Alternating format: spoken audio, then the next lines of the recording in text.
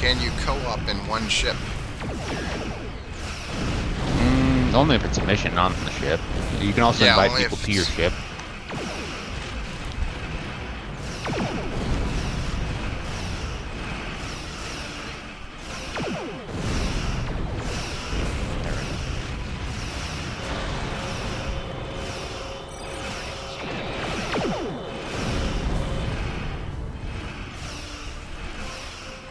Yeah, the co-op is actually the main storyline itself as well. You can have people help you.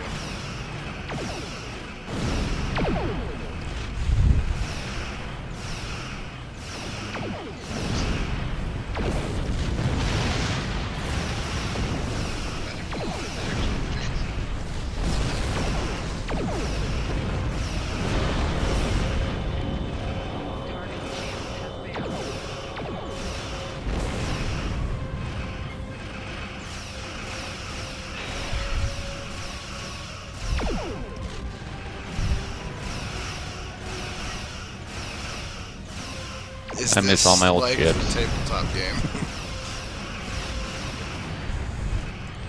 Never actually played the tabletop game.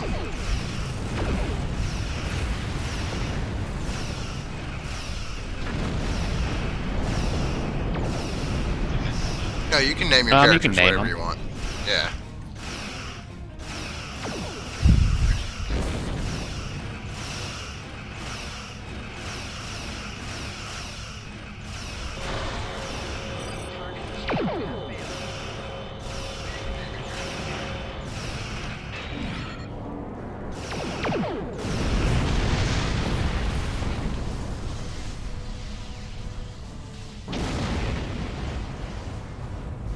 Stop getting close to all these explosions.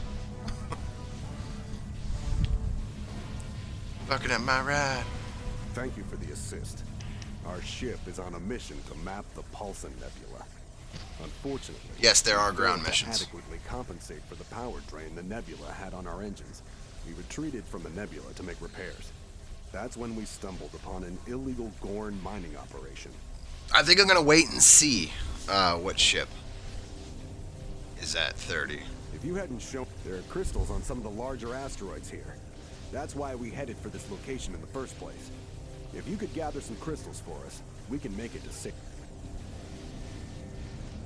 How can we help you? The Pulsar Neb. How can we help Just you? get us How, when the USS. How can we help you? How the Pulsar Nebula. All right. So I didn't need to talk to him about most of that shit.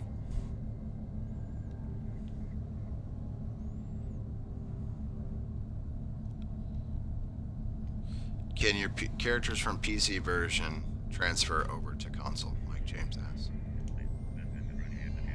I never had a character on PC, so...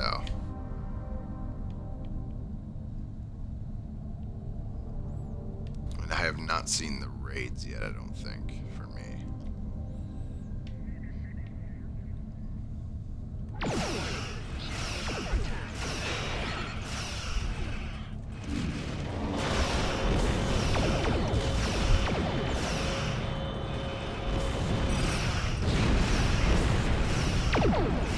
No, not hard actually to rank up at all.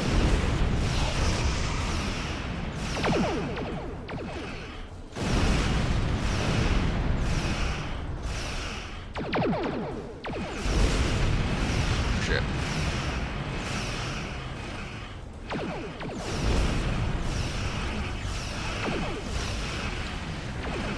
Okay, I am back. WB. In a space battle right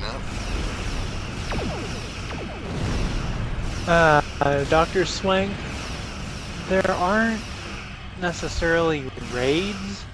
If you've ever played Destiny, the most comparable thing would be everything is more like a strike. There are some more advanced views which require a little more teamwork or a little more careful timing. But there's nothing really along the level of a full-scale raid. Yes, you can disable the screen shaking effect, yes. It is in the game. But why would you want to do that? I wouldn't. I personally like it, especially with bigger battles. Can you create your character with races?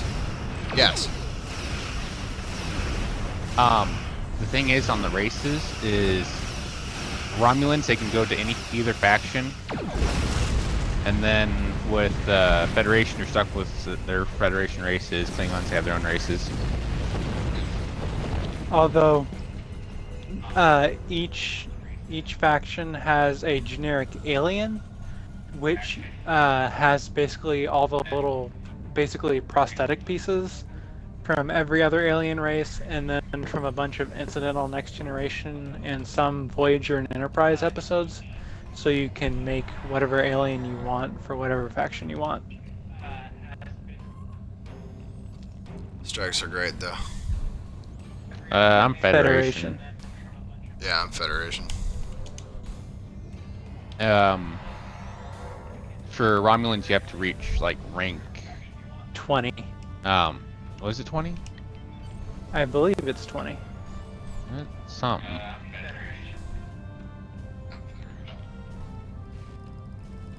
You can be a Orion half-naked girl if you want.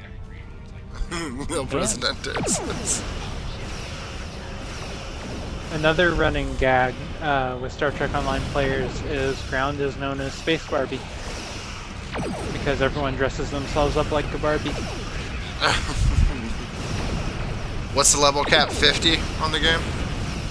The level 60. cap is 60, 60? and then once you hit 50, there are multiple specializations that give you extra passives and abilities and things.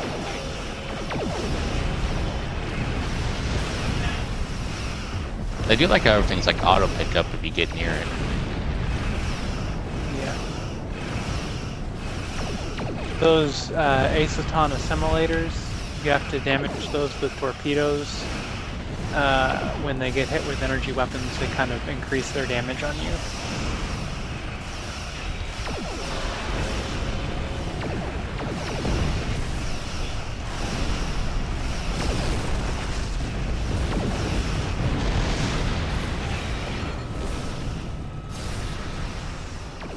Oh yes, War Devil. Klingons have their own faction that is very, very Klingon, where you deal with warring houses and the Fekler, which are like Klingon demons and stuff. And Nelly's wondering if you can have more skills than 5.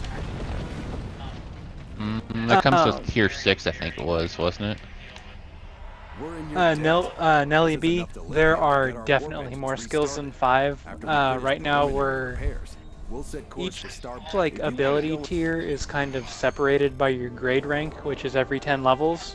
Once we hit level 10, we're gonna get a bunch more abilities, and then by the time you hit 50, you have a lot of abilities. Yeah, there's Worf in the Klingon missions, voiced by Michael Dorn. You get how was the Tasha Yar's daughter?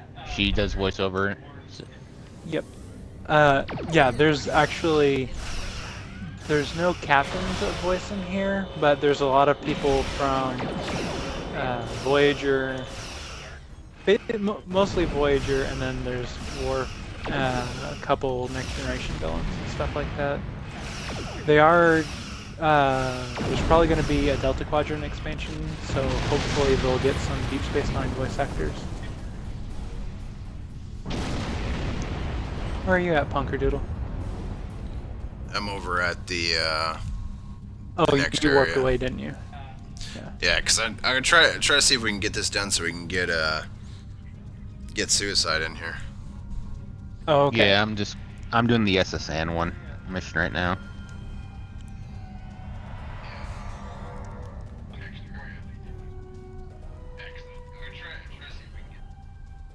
Maddie the Snappy says, I want to know if you can have more than 5 active. Can I access 10 at a time? That's what I mean. I play a PC and I have around 40 skills. If you Oh, can't okay. access the same amount of skills, this is kind of pointless to me, Yeah. to be honest. Yeah. If you hold any button, it brings up a wheel with different abilities for you to choose. Yeah, each one has different... That makes perfect sense. And when you think about it, every bridge officer you have only maxes out at 4 skills, so if you kind of keep it in your head which bridge officer has what, it's not that hard to access everything. Oh yeah, Thank you, Maddie, Captain Beers. Chris Doohan, the original Scotty's son, voices Scotty in this. Walter Koenig, who plays the original Chekhov, he also voices Chekhov in this too. Daniels from Enterprise is also voiced by his original actor.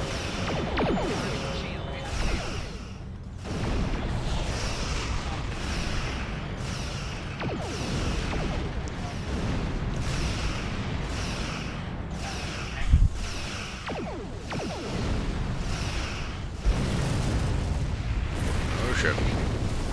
I do really feel like they need to work on the ground combat though. Well, this is actually almost like Ground Combat 2.0. It used to be a little sketchy before. And I just keep on end up locking onto allies. yeah, The Vulcan for the Spock tribute, I believe, is there. I believe the tribute is there. Anything locked behind a paywall? nothing. I don't really no think- I don't really missions, think anything No is. queues are locked behind the paywall at all.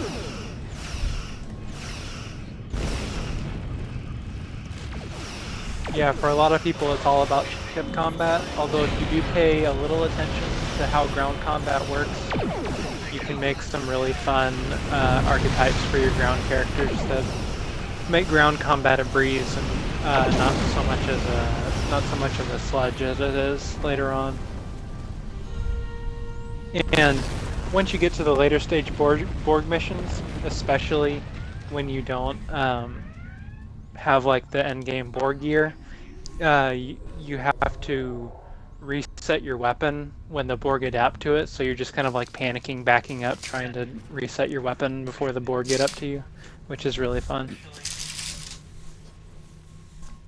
I think. Okay, warping to the Paulson Nebula. I remember when the game Is there first a came out guild that Target system? had the special. Yes, there is fleets. And with the fleets, you get your own star base, and you can build that up from like a little pylon up to like a major star base. Nice. And they actually, the star bases actually within the fleets have better equipped gear than anything else in the game.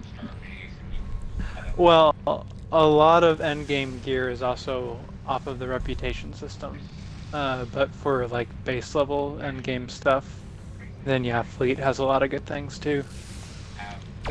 What's the most popular items to purchase with that? Probably ships, and once you get to the final tier of ships, each ship comes with its own special passive ability. Abilities and stuff. Yeah, and so some people just buy ships for those abilities. Like there's the Odyssey that actually, if you get like all 3 Odysseys, you get like worker bees, you get a additional what was it, shuttle and saucer separation. So you got like 3 different ships. Yeah, which are all fun, but a lot of endgame builds don't really use the ship consoles necessarily. I always did use the heavy dreadnought carrier. Yeah, I'm trying to decide. I'm probably going to buy one ship for this, although I haven't quite decided what I'm going to get yet. Iconian set is probably best reputation set, is what Harley says. It all depends. I've been building up this tier 6 temporal science set on PC, and it's this amazing exotic damage class